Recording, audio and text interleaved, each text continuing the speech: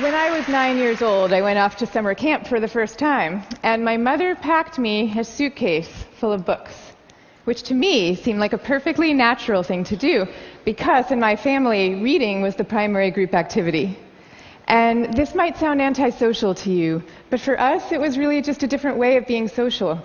You had the animal warmth of your family sitting right next to you, but you were also free to go roaming around the adventure land inside your own mind. And I had this idea that camp was going to be just like this, but better. I had a vision of 10 girls sitting in a cabin, cozily reading books in their matching nightgowns. Camp was more like a keg party without any alcohol. And on the very first day, our counselor gathered us all together, and she taught us a cheer that she said we would be doing every day for the rest of the summer to instill camp spirit. And it went like this. R-O-W-D-I-E, that's the way we spell rowdy, rowdy, rowdy. Let's get rowdy. Yeah. So I couldn't figure out for the life of me why we were supposed to be so rowdy, or why we had to spell this word incorrectly.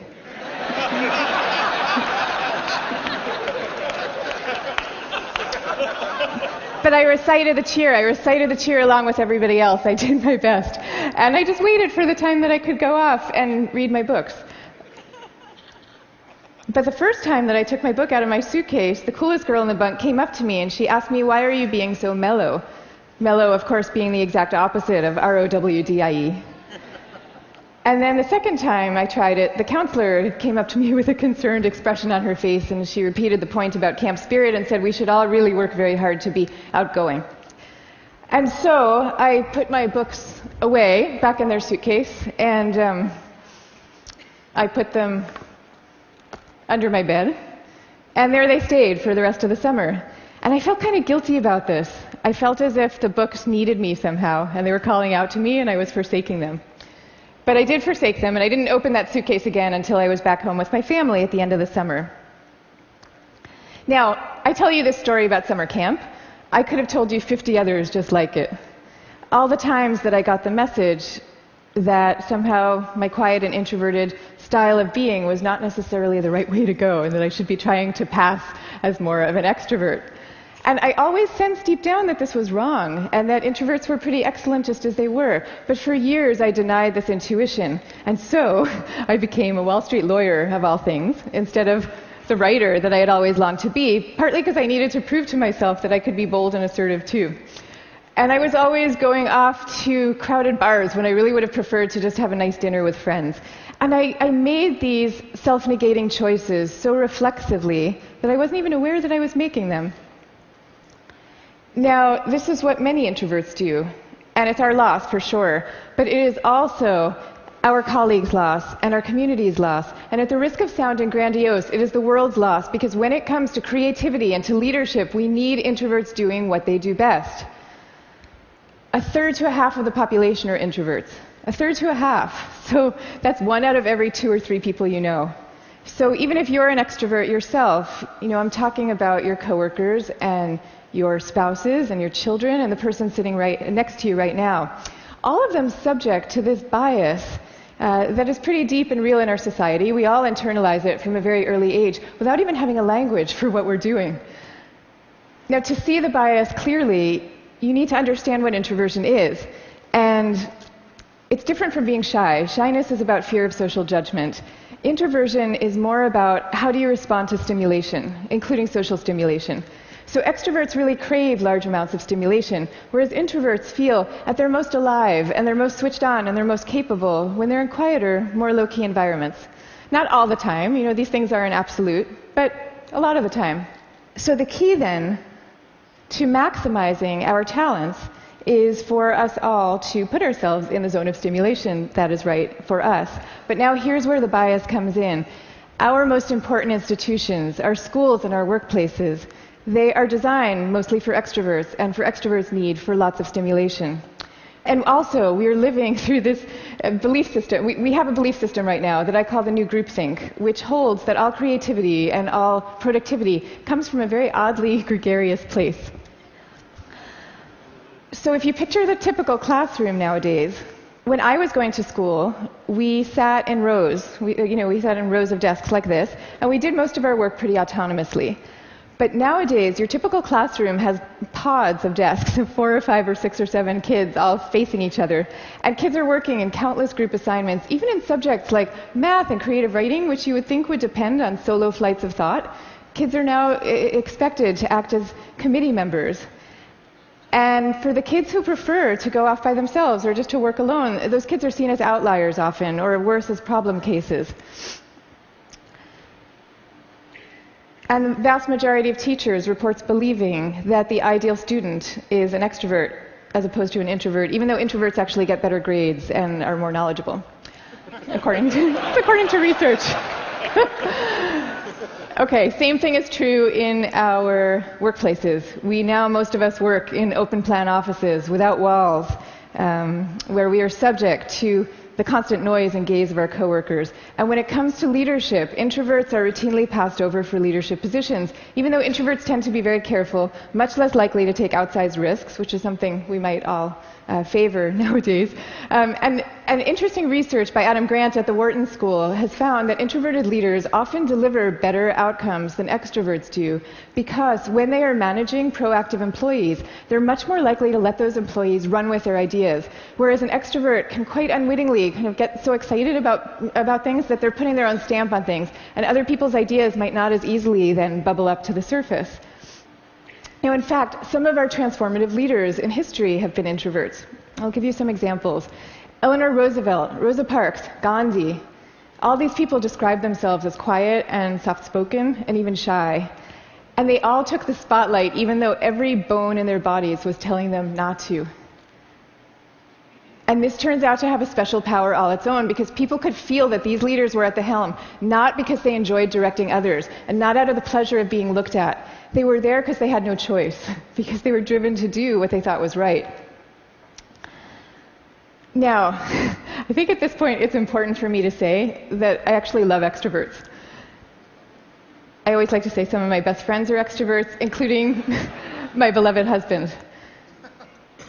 And we all fall at different points, of course, along the introvert-extrovert spectrum. Even Carl Jung, the psychologist who first popularized these terms, said that there's no such thing as a pure introvert or a pure extrovert. He said that such a man would be in a lunatic asylum if he existed at all. And some people fall smack in the middle of the introvert-extrovert spectrum, and we call these people ambiverts. And I often think that they have the best of all worlds.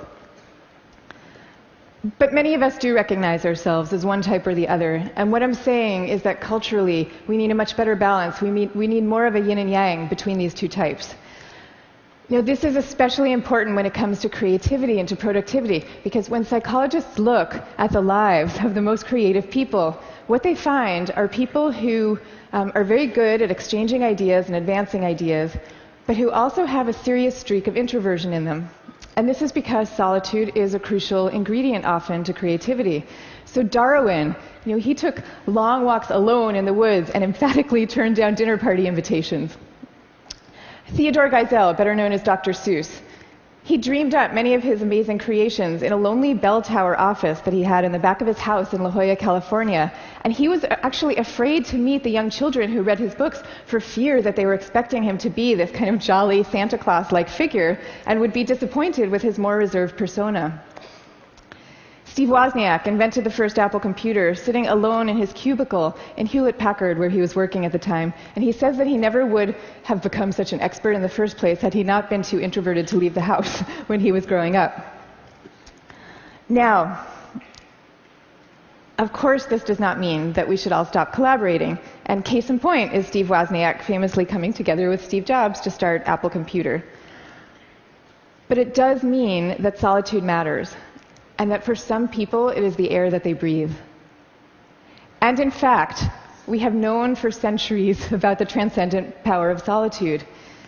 It's only recently that we've strangely begun to forget it.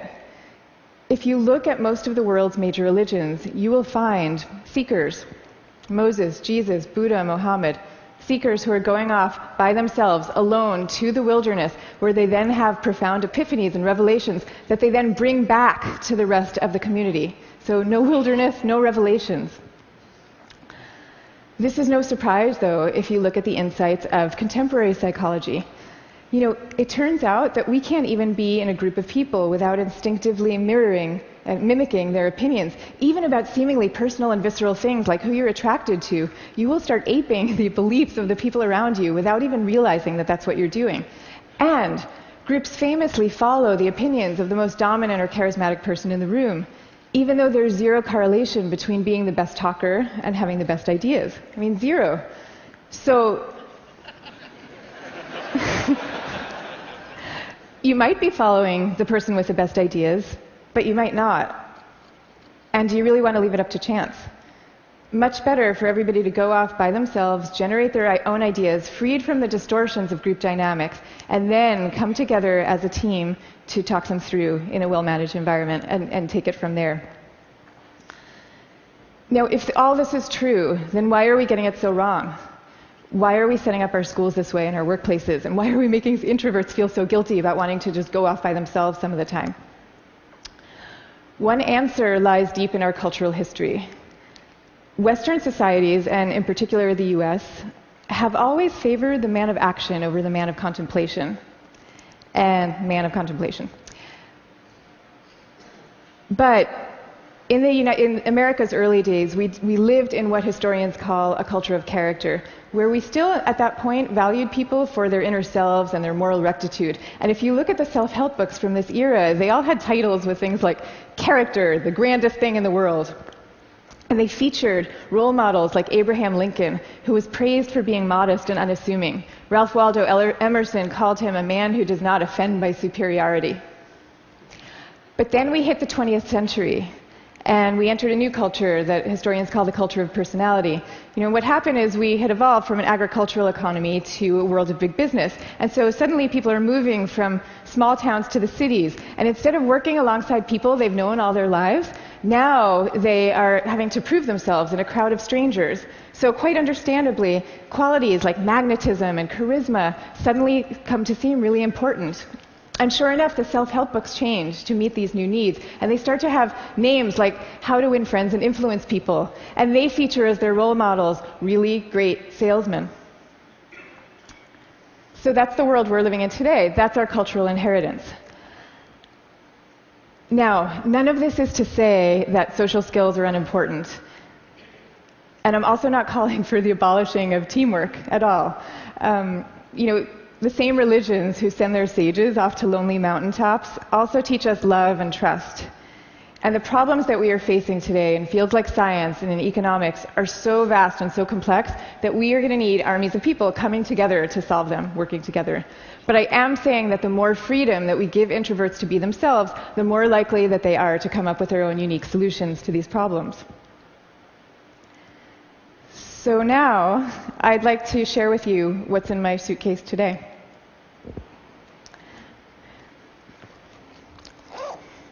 Guess what? Books. We have a suitcase full of books. Here's Margaret Atwood, Cat's Eye. Here's a novel by Milan Kundera. And here's The Guide of the Perplexed by Maimonides. But these are not exactly my books.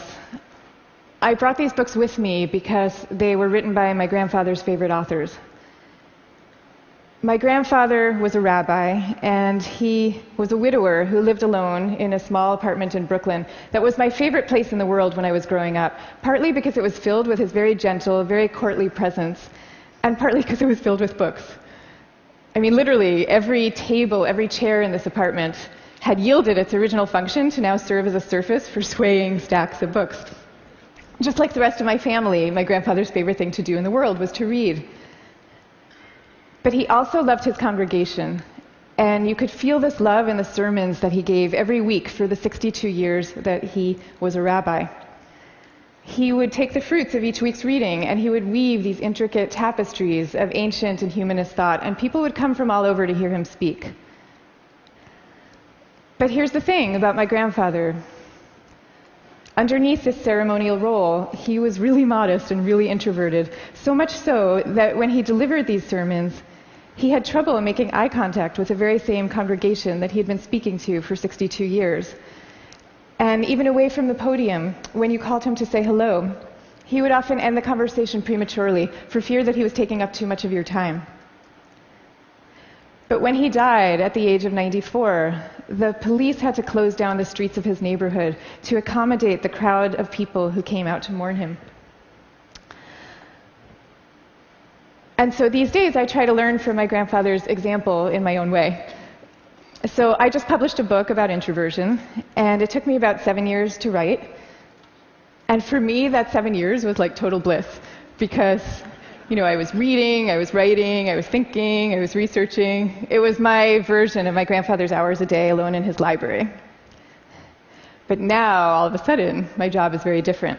And my job is to be out here talking about it, talking about introversion.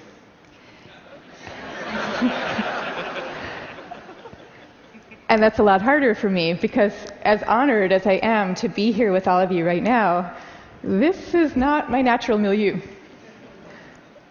So I prepared for moments like these as best I could. I spent the last year practicing public speaking every chance I could get, and I called this my year of speaking dangerously. And that actually helped a lot. But I'll tell you, what helps even more is my sense, my belief, my hope that when it comes to our attitudes to introversion and to quiet and to solitude, we truly are poised on the brink of dramatic change. I mean, we are. And so I am going to leave you now with 3 calls for action for those who share this vision. Number 1, stop the madness for constant group work. Just stop it. Thank you. And I want to be clear about what I'm saying, because I deeply believe our offices should be encouraging casual, chatty, cafe-style types of interactions, the kind where people come together and serendipitously have an exchange of ideas. That is great. That's great for introverts, and it's great for extroverts. But we need much more privacy, much more freedom, much more autonomy at work. School, same thing. We need to be teaching kids to work together, for sure. But we also need to be teaching them how to work on their own. This is especially important for extroverted children, too. They need to work on their own because that is where deep thought comes from, in part. Okay, number 2, go to the wilderness. Be like Buddha. Have your own revelations. I'm not saying that we all have to now go off and build our own cabins in the woods and never talk to each other again. But I am saying that we could all stand to unplug and get inside our own heads a little more often. Number 3, take a good look at what's inside your own suitcase and why you put it there. So extroverts, maybe your suitcases are also full of books, or maybe they're full of champagne glasses or skydiving equipment. Whatever it is, I hope you take these things out every chance you get and grace us with your energy and your joy. But introverts, you being you probably have the impulse to guard very carefully what's inside your own suitcase. And that's okay. But occasionally, just occasionally, I hope you will open up your suitcases for other people to see, because the world needs you and it needs the things you carry. So I wish you the best of all possible journeys and the courage to speak softly. Thank you very much. Thank you. Thank you. Thank you.